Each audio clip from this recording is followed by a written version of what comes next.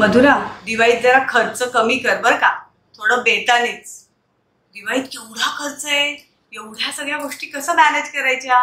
नमस्कार मंडळी, मधुरा दिवाळीच्या नवीन व्हिडिओमध्ये पुन्हा एकदा आपल्या सगळ्यांचं मनापासून खूप खूप स्वागत. दिवाळी अगदी तोंडावर आलेली आहे आणि प्रत्येक गृहिणीला प्रश्न पडला आहे की आता एवढा सगळा खर्च कसा मॅनेज करायचा. फराळ करायचा आहे, किराणा आणायचा आहे, मुलांसाठी कपडे घ्यायचे आहेत, देणी घेणी आहे, प्रवास आहे. मग या सगळ्या खर्चाचं प्लॅनिंग कसं करायचं हा प्रत्येक गृहिणीला किंवा प्रत्येक स्त्रीला प्रश्न पडलेला असतो.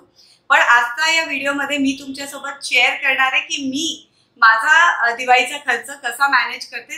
मी काय फायनान्शियल एक्सपर्ट नाहीये बरं का, पण गृहिणी या पदावर असल्यामुळे बऱ्याचशा गोष्टीत थोडा अनुभवाने आपण एक्सपिरियन्स्ड होत जातो. सो माझा जो काही खर्चाची जी पद्धत आहे ती मी तुमच्यासोबत शेअर करणार आहे. थोडंसं बॅकग्राऊंड मध्ये आवाज येतात तर प्लीज इग्नोर करा, कारण आता गावातला स्टुडिओ सोडून मी पुण्यात फ्लॅट मध्ये राहते, आजूबाजूचे भरपूर आवाज येतात. ठीक आहे मंडळी, सो आजचा हा व्हिडिओ आपण चालू करूया.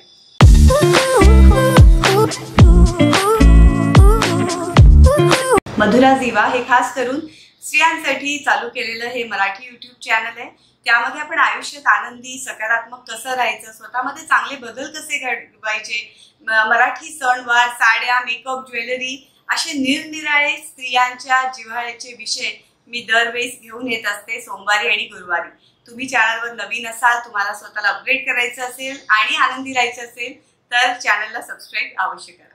सो मंडळी, दिवाळी म्हटलं की आपल्याला प्रश्न पडतो की खर्च नेमकी कसा मॅनेज करायचा.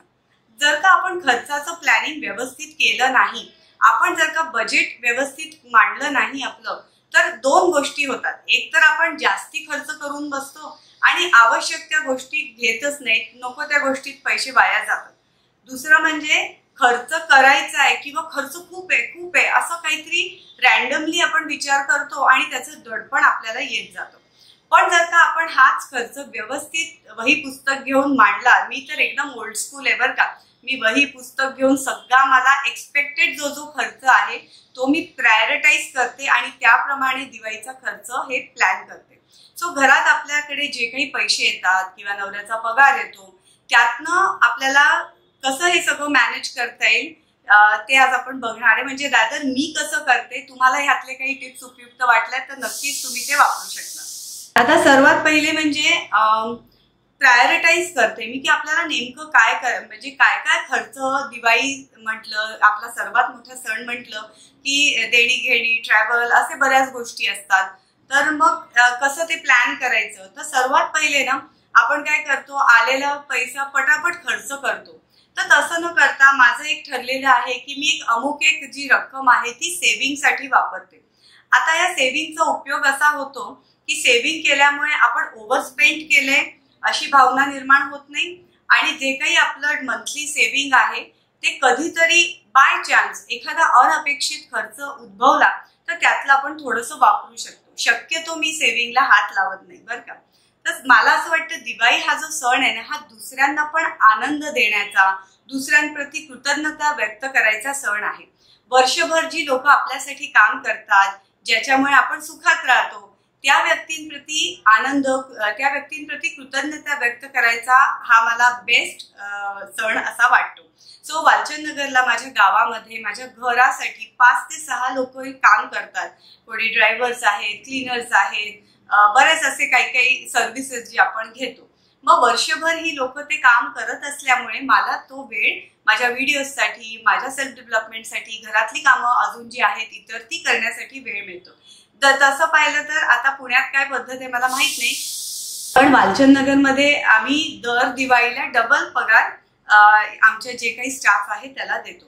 सो तो जो पगार आहे तो पहिले डबल पगार जो आहे तो मी काढून ठेवते. बरं, ती द्यायची पद्धत पण माझी युनिक आहे बरं का. मी असा छानसा लिफाफा करते, हे बघा अशा पद्धतीने, त्याच्यावर छान त्यांचं नाव लिहिते, थँक्यू लिहिते, एक मिठाईचा डब्बा देते आणि काहीतरी छोटंसं का होईना गिफ्ट मी देते. माझ्या घरात 2-3 मावश्या कामाला आहेत आणि कित्येक वर्ष ते माझ्यासाठी काम करतायत अगदी प्रामाणिकपणे. तर मी दरवर्षी फराळ, गोडधोड काहीतरी आणि एक असा डबल पगाराचं हे त्यांना देते. सो हा माझा पहिला भाग झाला. दुसरा भाग म्हणजे की पाडव्याच्या दिवशी आमच्याकडे जे आमचे कुलदेव आहेत सिद्धनाथ मसवडचे, त्यांचं नवरात्र बसतं. तर पाडव्याच्या तो जो काही नवरात्रीचा पिरियड असतो 12 दिवसांचा, त्यात आमच्यापैकी कोणीतरी एक जण जाऊन नाथाला त्यांचं दर्शन घेऊन येतात. आणि त्याचबरोबर कुलदेवीला सुद्धा आम्ही डिसेंबर महिन्यात जातो, जी भवानी माता आहे. सो कुलदेव आणि कुलदेवी ह्यांच्यासाठी पूर्ण पोशाख आम्ही वर्षातनं एकदा घेत असतो. सो त्याचं एक बजेटिंग वेगळं झालेलं असतं. देवीसाठी साडी, चोळी ह्या सगळ्या गोष्टी त्यामध्ये येतात आणि मला वाटतं हे फार फार महत्वाचं आहे. तिसरी महत्वाची गोष्ट म्हणजे की ज्याच्यामुळे सणाची मजा येते ते म्हणजे फराळ. व फराळ म्हटलं की काय, चकलीची भाजणी झाली, पातळ पोहेचा चिवडा झाला, रवा, बेसन लाडू, शंकरपाळ्या, शेव, या सगळ्या ज्या गोष्टी आपण घरात, अनारसाचं पीठ, ह्या सगळ्या ज्या गोष्टी आहेत ह्या आपण घरी करतो. म्हणजे माझ्याकडे तरी मी घरी करते.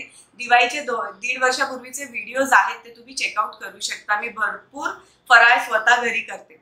सो जो काही आपला एक्सपेक्टेड किराणा असतो त्याच्यात थोडंसं 10% तरी वाढ होते. जसं तेल जास्ती लागतं, बाकीची सगळी पिठं लागतात, साखर जास्ती लागते. सो ह्या सगळ्या किराण्याचं जे माझं बजेटिंग असतं ते मी केलेलं असतं आणि दसऱ्याच्या दिवशी सालाबादाप्रमाणे मी हा किराणा भरते. सो मेन जो तुमच्या सणाची जी मजा ज्याने येते ती गोष्ट ऍड्रेस झालेली आहे, त्यासाठी आपण पैसे बाजूला काढतो. चौथी महत्वाची गोष्ट असते की गिफ्ट. आता भाऊबीज आहे तर भाऊबीजेला धीरजच्या बहिणी आहेत किंवा मला अजून कोणाला काही गिफ्ट द्यायचे असतील तर त्या गिफ्टसाठी एक बजेटिंग मी करत असते. नंतर अजून एक महत्वाची गोष्ट जी असते ती म्हणजे ट्रॅव्हल. आता पुण्यामध्ये तर ठीक आहे, जवळपास खूप ठिकाण आहेत, तुम्ही जाऊ शकता. पण बालचंदनगरला आम्हाला 3 दिवस सुट्टी असते ऑफिसला, तर आम्ही हमखास त्यावेळेस लक्ष्मीपूजन सोडून जे बाकीचे 2 दिवस असतो ते कुठेतरी बाहेर फिरायला जातो. कधीतरी मुलांची इच्छा असते हॉटेलिंग केलं पाहिजे. खरं तर आवश्यकता नसते, घरात इतके पदार्थ होतात, पण तरी मुलांची इच्छा असते की हॉटेलमध्ये जाऊन सगळ्यांनी फॅमिली डिनर किंवा लंच घ्यायला पाहिजे. सो त्याचं पण मी एक बजेटिंग करत असते. आणि नंतर शेवटी जी काही अमाऊंट राहते ना त्याच्यामध्ये मी कपड्यांचं प्लॅनिंग करते. कपड्यांना मी फर्स्ट प्रायोरिटी माझ्या घरात संसारात देत नाही याकरिता, कारण धीरजना सुद्धा त्यांच्या ऑफिस वेअर सारखे बदलत राहावे लागतात. सो वर्षातनं आम्ही ते घेतच असतो. माझा साड्यांचा बिझनेस असल्यामुळे सतत माझ्याकडे साड्या येत असतात, त्यातली एखादी मी ठेवते. सो वर्षातनं एकदा जी आपण दिवाळीची खरेदी करतो ना त्याची मजा वेगळी असते. पण समाव मला असं वाटतं आता ऑलराऊंड द इयर आपण काही ना काहीतरी घेत असतो. पूर्वीचा काळ बघा वेगळा असायचा. आपण मैत्रिणींना सांगायचो हा माझा दिवाळीचा ड्रेस, ही माझी दिवाळीची साडी, ही माझी पाडव्याची ओवाळणी.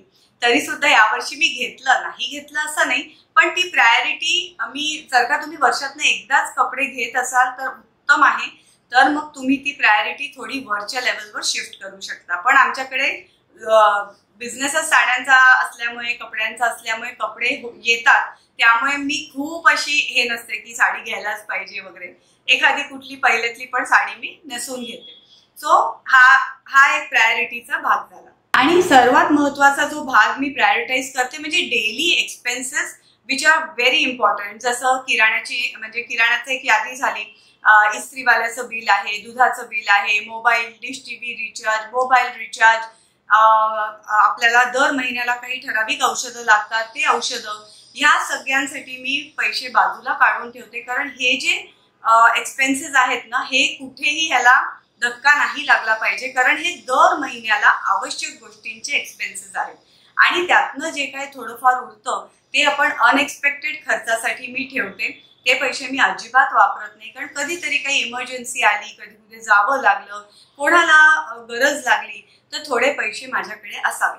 म्हणून या पद्धतीने मी माझं दिवाळीचं प्लॅनिंग करते. पण ह्या डेली एक्सपेन्सेस मध्ये अजून एक गोष्ट जी ऍड होते ती म्हणजे घर सजावटीचं, रोषणाई, आकाशदिवे, कंदील, रांगोळ्या, या सगळ्याचा एक मिसलेनियस खर्च म्हणून मी टाकते. ऑफकोर्स आपण काही 5-6 हजार रुपये सजावटीवर घालत नाही, पण तरी सुद्धा एक 2-3 हजार रुपयात तर मला वाटतं भरपूर सजावटीचं सामान येतं. आकाशदिवे येतात, पणत्या येतात, लाईट्स येतात, लक्ष्मीपूजनाला आपल्याला लागणारं जे काही साहित्य आहे, पूजेचं साहित्य आहे, फुलं आहेत, या सगळ्या गोष्टी त्यात मॅनेज होतात. सो हे जे मी तुमच्या समोर माझं दिवाळीचं बजेट मांडलं हे आत्ताचं नाहीये, तर हे सालाबादापासून मी हे फॉलो करते आणि मी तुम्हाला सांगते मला कुठेही टेन्शन येत नाही किंवा पैसे कुठल्याही गोष्टीसाठी कमी पडत नाही देवीच्या कृपेमुळे. सो त्याच्यामुळे ह्या पद्धतीने जर का आपण ते लिहून घेतलं त्याप्रमाणे आणि ना कुठेतरी बजेट जे काही आपण स्पेंडिंग करतो खर्च करतो त्याला कुठेतरी सीमा असायला पाहिजे. नाहीतर आपण खूप जास्ती कपड्यांमध्ये खर्च करतो, खूप जास्ती ज्वेलरी घेतो आणि शेवटी ती कपाटाची भर होते. सो मला असं वाटतं की आपण एक ठराविक अमाऊंट ठरवली पाहिजे प्रत्येक गोष्टीसाठी आणि त्या अमाऊंटमध्येच जर का आपण खर्च केला तर आपल्याला दिवाळी संपल्यानंतर बापरे सगळं संपलं असं तर फिलिंग येत नाही आणि सणाचा आनंद पण तुम्ही पुरेपूर घेता. सो मी आशा करते मंडळी तुम्ही या प्रकारचं बजेट प्लॅनिंग करू शकता दिवाळीसाठी. तुम्हाला आजचा व्हिडिओ वेगळा वाटला असेल, आवडला असेल तर नक्की लाईक शेअर सबस्क्राईब करा, कमेंट करा तुम्हाला हे व्हिडिओज कसे वाटतात.